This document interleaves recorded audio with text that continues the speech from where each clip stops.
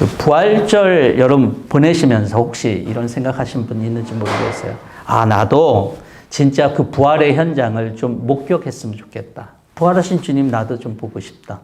예. 그러면 내 신앙이 조금 더 굳세지지 않을까? 확실해지지 않을까? 뭐 이런 생각 갖고 있으신 분이 있는지 모르겠어요.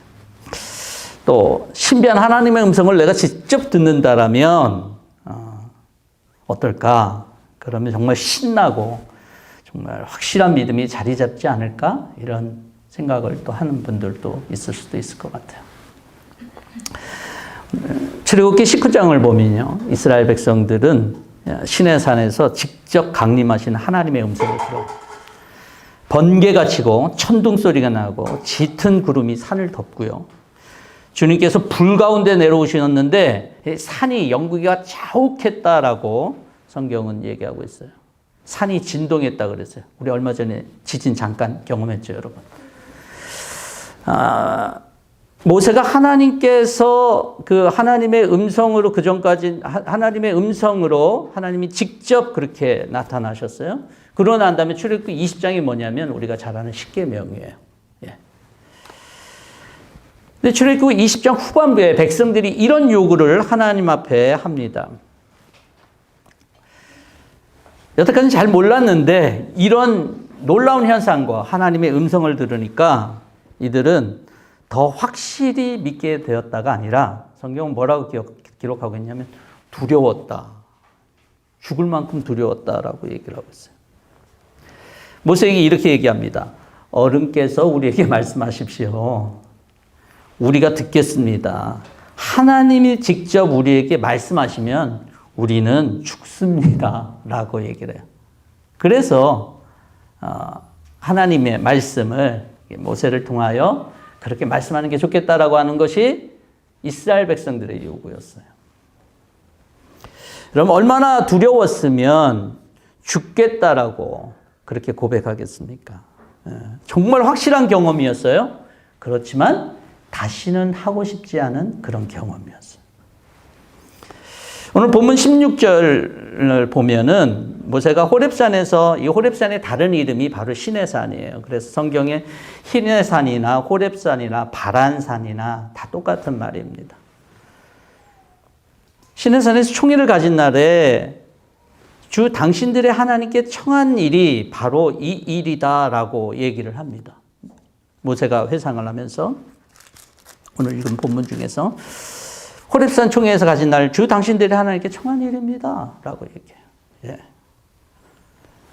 그래서 모세를 통해서 하나님께 말씀하면 자신이 듣겠다라고 한 것을 다시 회상시킵니다. 근데 여기서 우리는 한 가지 의문이 생겨요. 이들은 분명히 신비한 현상들 가운데 임하신 하나님의 음성을 들었어요. 여러분, 이 정도면 굉장히 확실한 경험 아닙니까? 하나님의 음성을 보통 들은 게 아니에요.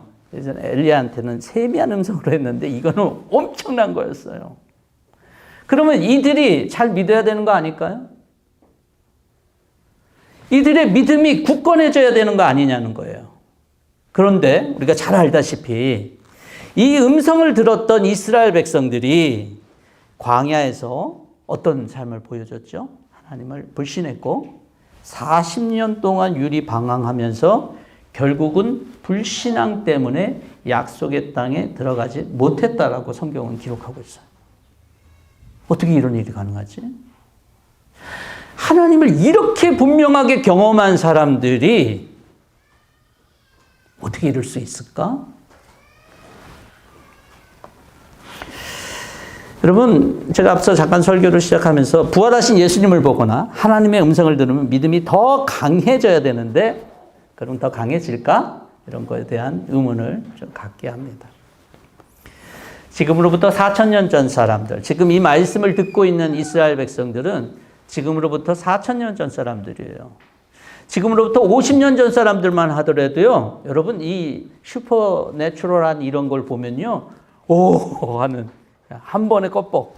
요즘은 슈퍼내추럴보다 더 심한 잘 만들어진 영화들이 많아갖고요. 요즘에 웬만해 놀라는 거 없습니다. 근데 지금으로부터 몇십 년 전만 하더라도 정말 이상한 일이 일어났다 그러면 정말 그 말을 들었을 거예요. 심지어는 그게 무당의 말이든 누구의 말이든 들었을 거예요. 지금으로부터 4,000년 전 사람들이 이런 놀라운 일을 경험했는데 그들이 믿는 하나님, 이거 대단하지 않았을까요? 그들의 믿음이?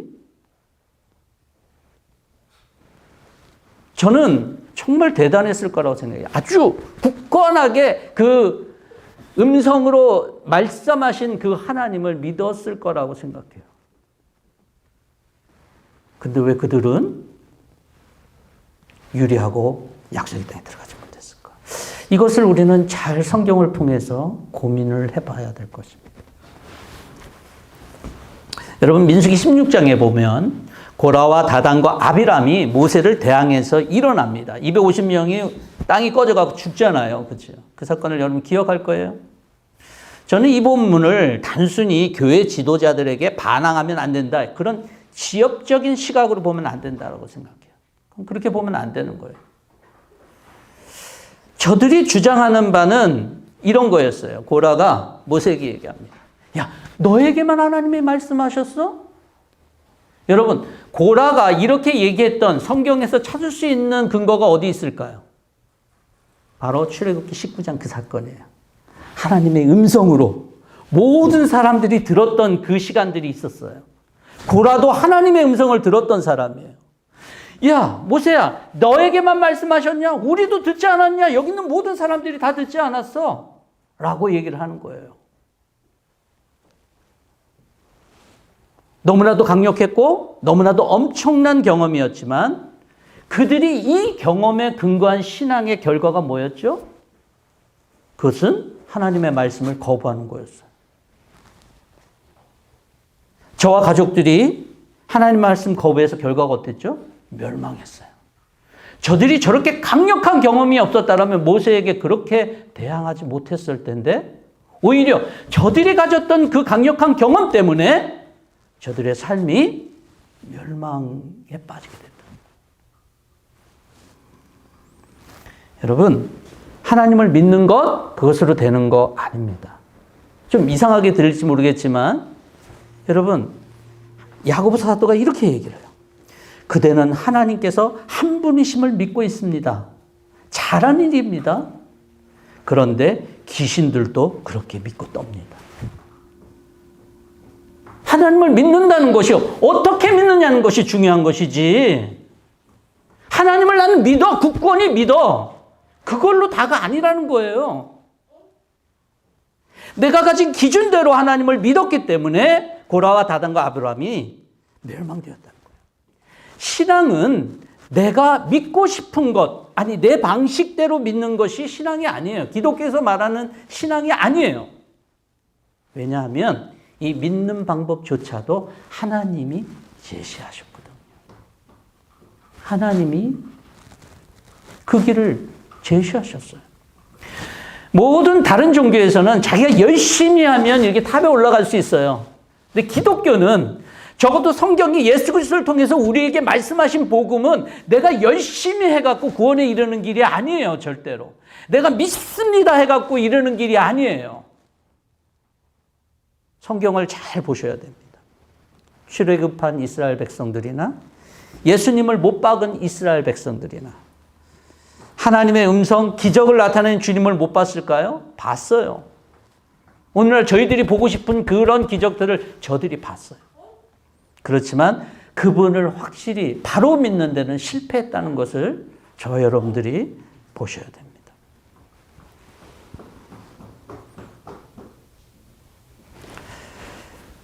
하나님이 우리에게 요구하시는 것은 확실하냐 안 하냐는 것이 아니라 하나님이 우리에게 제시하는 방법, 하나님을 우리가 믿는 그 믿음이 어떤 믿음이냐라고 하는 것이 중요하다는 거예요.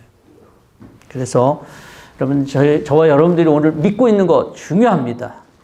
그렇지만 내가 가진 기준대로 믿냐? 또 내가 믿고 싶은 것만 믿냐? 그런 믿음은 여러분들이 조심하셔야 될 겁니다. 하나님 제시한 방법이 그럼 뭡니까? 라고 하는 질문이 그 다음에 나와야겠죠. 당연히. 그것은 바로 18절에서 모세가 이렇게 얘기합니다. 그때 주님께서 이렇게 얘기하십니다. 주님께서 말씀하시기를 나는 그들 동족 가운데서 너와 같은 예언자 한 사람을 일으켜 세워 나의 말을 그의 입에 담아줄 것이다. 그는 내가 명한 모든 것을 그들에게 다 일러줄 것이다.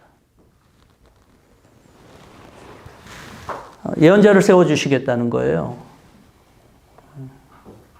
사실 이 일은 하나님이 제안한 게 아니라 아까도 잠깐 살펴봤다시피 이스라엘 백성들이 요구한 거예요. 그래서 하나님께서는 이 땅에 하나님의 뜻을 전하는 예언자, 선지자 이 사람들을 숱하게 이 땅 가운데 두셨어요. 그리고 하나님의 말씀을 그들 입에 두어서 하나님의 뜻을 전하셨어요. 우리가 잘 아는 히브리서 1장 말씀이 이렇게 되어 있습니다. 하나님께서 옛날에는 예언자들을 통하여 여러 번에 걸쳐 여러 가지 방법으로 우리 조상들에게 말씀하셨다라고 기록하고 있어요. 히브리서 1장 1절을 보면. 여러분, 여러 번에 걸쳐 여러 가지 방법으로 말씀하셨어요. 말씀을 전달하는 방식도 조금 달랐어요. 여러분 성경을 보면 시편 같은 경우, 잠언 같은 경우는 좀 특이하잖아요. 구조도 특이하고 말씀의 내용들도 굉장히 함축적인 시적인 언어가 있고. 그리고 우리가 읽는 이런 신명기나 또 출애굽기나 이거 좀 다른 거 아니에요? 다 장르가 이렇게 틀려요. 예. 마태, 마가, 누가, 요한 좀 읽기 좀 쉽지만 또 여러분들 레위기 같은 거 여러분 읽으려고 그러면 굉장히 힘들잖아요. 장르가 다 틀려요. 더군다나 창세기 이 성경 전체의 저자들이 몇 명인 줄 아세요? 한 40여 명이 돼요. 40여 명이. 하나님의 글로 또 선지자로 이렇게 나타난 사람들의 숫자가 40명이에요. 시간은 어떻게 될까요? 1500년 정도 걸려요. 1500년 정도. 네. 그렇다 그러면 앞서 잠깐 얘기한 것처럼 이 다양하고도 아주 사람이 굉장히 많은 사람들이 오랜 시간을 거쳐서 하나님의 성경 말씀을 증거했는데 어떻게 그 말씀의 메시지는 하나일까요? 이렇게 될 수 있는 가능성이 있을까요? 만약에 여러분들이 수학을 잘 하시는 분이 있다면 이것을 확률적으로 계산해 본다면 이건 엄청난 거의 제로에 가까운 그런 확률을 가져다 줘요. 될 수가 없어요. 제가 이 말씀들, 이런 말씀을 나눌 때 늘 생각되는 것이 뭐냐면 세계사를 썼던 사람이 있었어요. 그 사람의 이름은 제가 하도 오래돼갖고 잊어버렸어요. 이 사람이 세계사 1을 쓰고 세계사 2를 쓸 때 감옥에 갇혀버렸어요. 옛날에는 그런 게 있잖아요. 이 학자들이 어떤 관점에 따라서 감옥에 가기도 합니다. 이게 중세시대 때 이래요. 근데 세계사 2를 쓰고 2를 감옥에서 집필하는데 이 사람 어느 날 감옥 바깥에서 벌어진 일들을 같이 수감했던 사람들이 같이 얘기를 하게 됩니다. 근데 동시에 일어난 일을 여러 사람이 봤는데 각기 다른 말을 한다는 거예요. 그런 다음에 이 사람이 이 일이 있고 난 다음에 세계사 2를 쓰던 것을 딱 접었어요. 야, 같이 동시에 일어난 일을 여러 사람이 같이 봤는데 같은 시간에서 이렇게 다른데 내가 이거를 쓴다는 것이 무슨 의미가 있냐? 시간도 다르고 각각 다 다른 그런 관점인 다른 그런 장소에서 일어난 일을 내가 어떻게 정확하게 이것을 객관적으로 기록할 수 있지? 라고 해서 그 사람이 그걸 접었어요.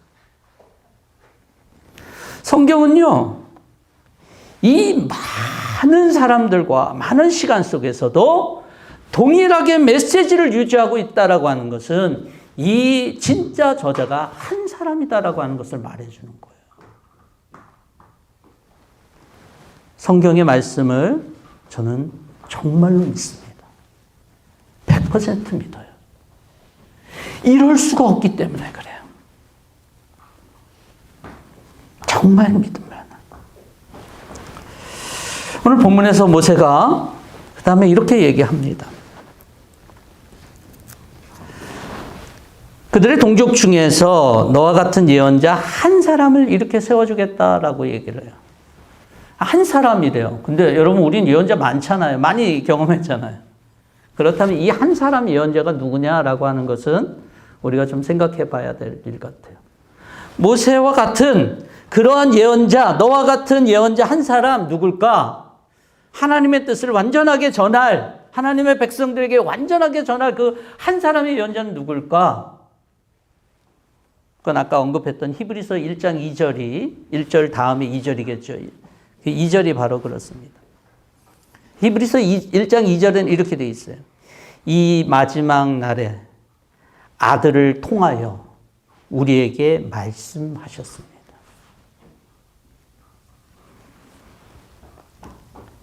아들을 통해서, 즉 아들이 바로 예언자고 선지자였다라고 하는 것을 히브리 기자가 분명하게 얘기해요.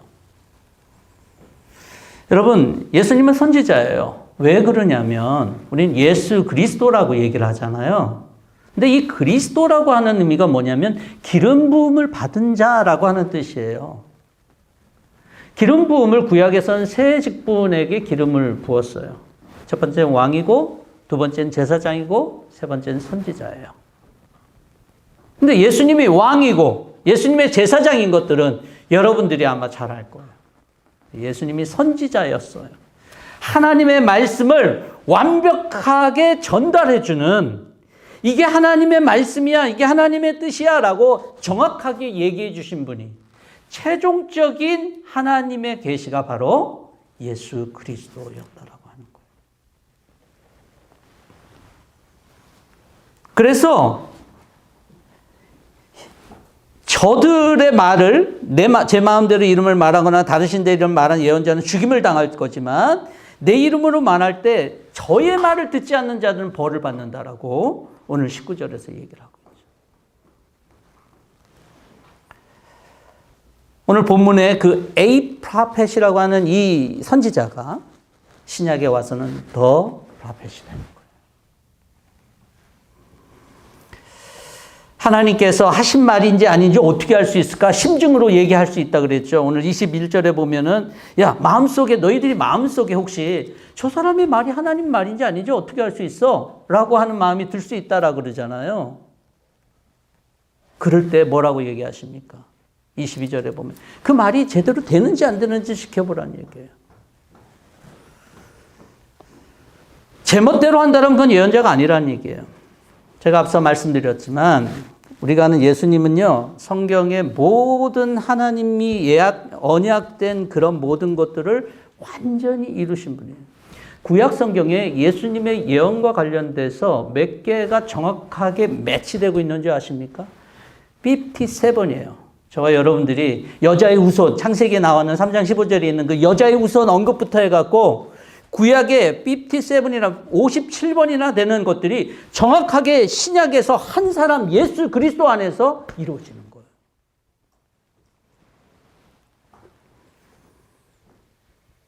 이보다 더 그대로 이루어진 사실들은요, 이 세상에 없어요. 제가 성경을 얘기할 때 늘 이것을 중요하게 생각한다 그랬죠. 하나님은 약속하시는 분이고 그것을 이루시는, 성취하시는 분이다. 절대로 그래요. 예수님의 입을 통해서 하나님의 말을 담아두신 하나님께서 이제는 어떤 일을 하시기를 원하실까요? 예수를 영접한 모든 그리스도 입에서 하나님을 드러내고 나타내기를 원하십니다. 우리 그리스도인들을 작은 예수라고 얘기하잖아요. 여러분, 우리의 성품이 뭐 그렇게 능력이 뛰어나서 그런 거 아니에요. 예수 그리스도의 보혈의 피로 우리가 예수님과 원바디가 됐기 때문에 우리를 작은 예수라고 그러는 거예요.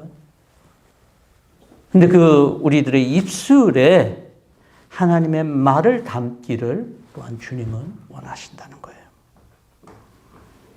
그래서 우리가 그리스도인이라고 불리운다라고 하는 것은 그냥 교회 다닌다는 의미가 아니라, 그리스도인이라고 불리운다라면 우리는 예수 그리스도께서 하신 말씀과 하신 일이 무엇인지를 정확하게 알려고 우리 마음속에 다짐하고 갈망해야 될 거라는 거예요.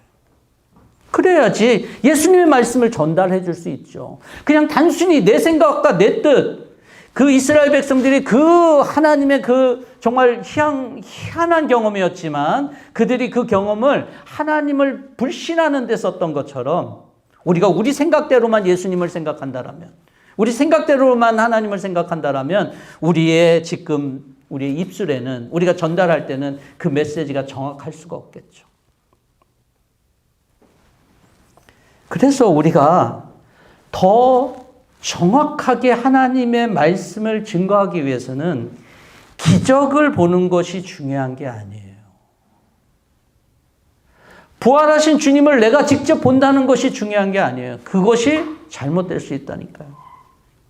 더 분명하게 확인해야 된다라면 예수님의 입속에 두신 그 하나님의 말씀이 무엇일까를 우리가 확인해야 되는 거예요. 더 분명하게 확인해 봐야 되고 살펴봐야 돼요. 그래서 우리는 성경을 읽고 묵상하고 기도하고 예배하는 것 아닙니까? 여러분, 우리가 쉽게 믿지 못하니까 어떤 사람들은 기적을 보여달라고 하는 것으로 해결하려고 그래요. 아니요. 하나님의 방법은 보여주는 것으로서가 아니라는 걸 너무나도 잘 알아요. 그래서 그 방법을 쓰지 않았어요. 하나님 방법은 뭐냐면 쉽게 믿지 못하기 때문에 말씀을 더 붙잡아야 된다는 그 방법을 우리에게 말씀하고 계시는 거예요. 여러분, 하나님 말씀 믿기 어려울 때가 많습니다. 그럴 때 하나님의 말씀을 더 붙잡으십시오. 하나님의 말씀을 더 읽고 하나님의 말씀을 더 묵상하고 하나님의 말씀이 무엇인지 여러분 연구하는 것들이 필요해요. 더 믿지 못하겠으면 그런 방법이 필요해요. 보는 것으로 여러분 잘못될 수 있어요. 기독교의 부흥을 지금까지 계속 면밀하게 살펴본 결과 기적이 많이 일어나서 기독교가 부흥한 적은 한 번도 없어요. 기독교의 면면의 순간 속에서 기독교가 부흥했던 것은 하나님의 백성들이 하나님의 말씀을 붙잡고 하나님의 말씀대로 살려고 할 때 기독교의 부흥이 왔어요. 그건 한 번도 바뀐 적이 없어요. 지난 역사 속에서. 여러분들의 마음속에 부흥에 대한 갈망이 있습니까? 하나님의 그 은혜를 대한 갈망이 있다면 방법은 하나예요. 하나님의 말씀을 붙잡는 거예요. 여러분, 붙잡는다 그러니까 찔끔 하나님의 말씀을 보는 게 아니에요.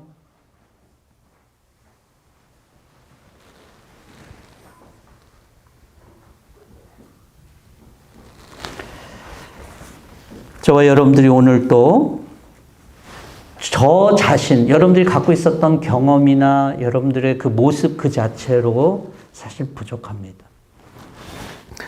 이것에 대해서 우리가 예로 들 수 있는 사람이 바로 도마 아닙니까?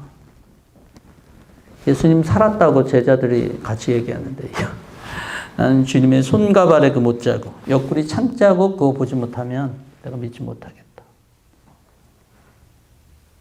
내가 보여줬어요, 예수님이. 그런데 예수님이 하신 말씀 여러분 잘 기억나십니까? 보는 거로 믿는 것보다 보지 않고 믿는 것이 낫다. 이 낫다라고 하는 게 조금 낫다라는 얘기가 아니에요. 보는 것으로 믿는 것이 의미가 없는 것의 부분을 얘기하는 거예요. 보지 않고 믿는 것이 낫다라고 하는 것이 우리는 좋고 나쁨이 이렇게 좀 말의 어감상 조금 더 좋고 나쁘고 이렇게 생각할 수 있는데 그게 아니에요. 예수님의 의미는 보지 않고 믿어라라고 하는 의미예요. 하나님 어떻게 보지 않고 믿어요? 우리 입장에서는 그럴 것 같지만 여러분 성경 말씀 우리에게 주셨잖아요. 하나님이 우리 가운데 주신 말씀이 있잖아요. 이 말씀을 우리가 보게 되면 붙잡게 되면 믿게 된다는 거예요. 근데 기적, 보이는 것, 증거들을 자꾸 의지하게 되면 이상한 방향으로 가요. 왜 이단이 그렇게 많습니까? 왜 우리가 생각하지 못하는 것들이 그렇게 됐을까요? 처음엔 그러지 않았어요. 그러지 않았다는 게 아니라 그러지 않은 이단들이 많아요. 처음부터 그런 이단도 있지만.